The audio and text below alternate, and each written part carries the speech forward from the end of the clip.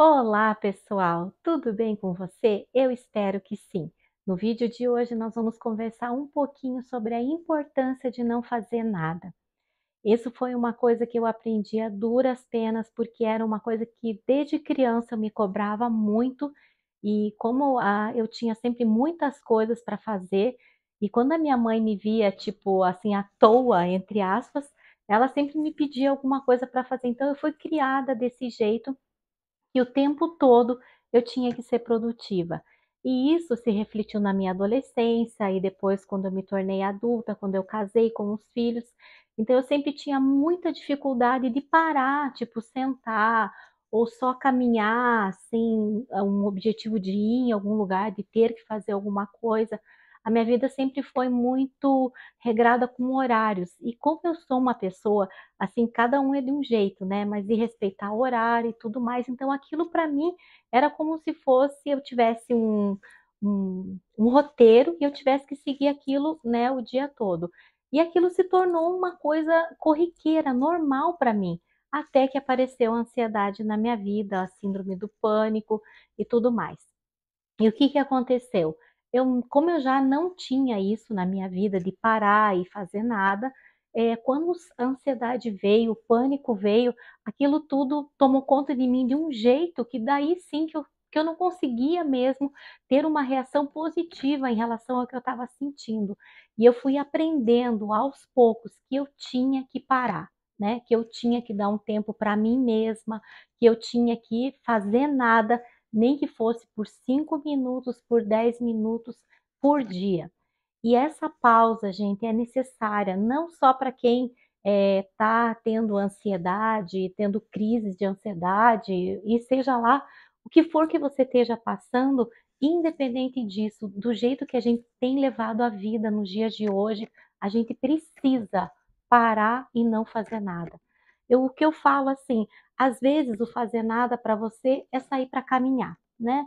Para mim isso faz muito bem a caminhada, tipo, parece que além da tua circulação sanguínea melhorar, que é uma coisa física, e vai te trazer bem-estar emocional, tipo, também, às vezes você sentar no sofá e ficar olhando para a parede, entendeu? Você não tem a obrigação de fazer alguma coisa naquele momento, você não tem um horário, entendeu?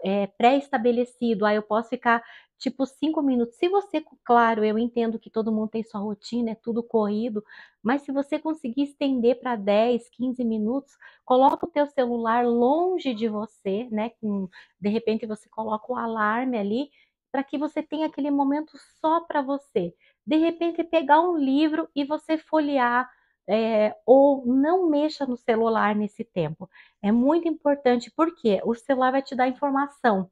E quando você recebe a informação, qual é a tendência do ser humano? É pensar naquilo. Sua cabeça vai trabalhar naquilo que você está vendo.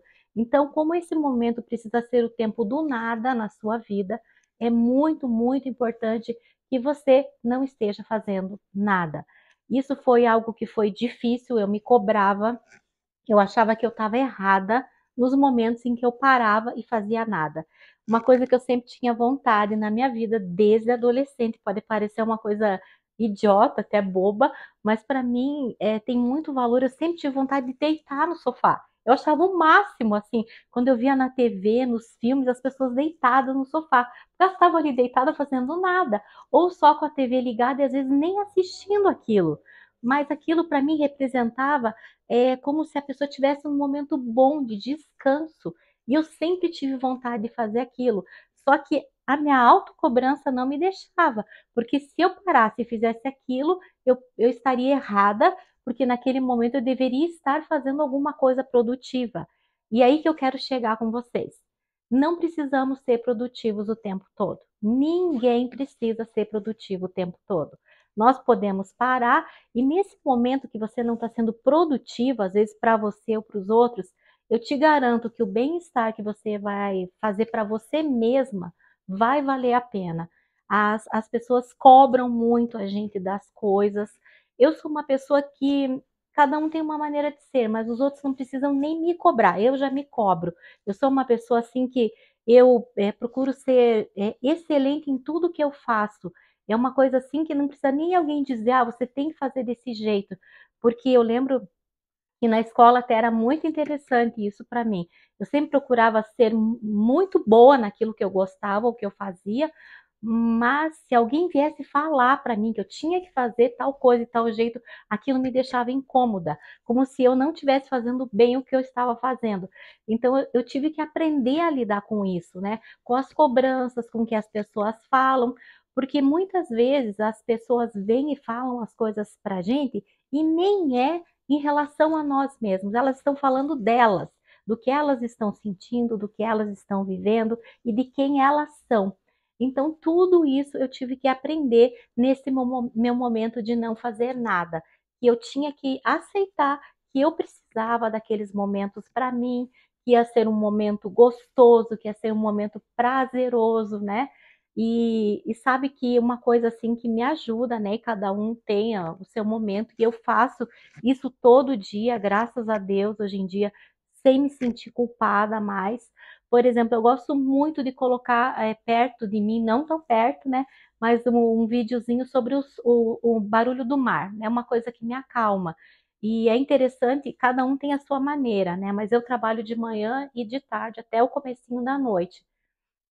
Quando eu tiro essa pausa depois do almoço, né, que eu dou uma deitadinha e eu coloco, eu durmo em seguida que eu começo a escutar o barulho e eu preciso desse momento. E eu durmo 10 minutos, no máximo 15, mas eu já acordo revigorada, animada, disposta e sem me sentir culpada pelo momento que eu dei para mim mesma, porque eu sei que meu trabalho vai fluir melhor, a minha memória vai estar mais ativada e tudo mais. Claro que caminhar, fazer outras coisas, tudo isso faz parte, mas nem sempre dá. Às vezes está chovendo, né? Às vezes a agenda está um pouco mais curta.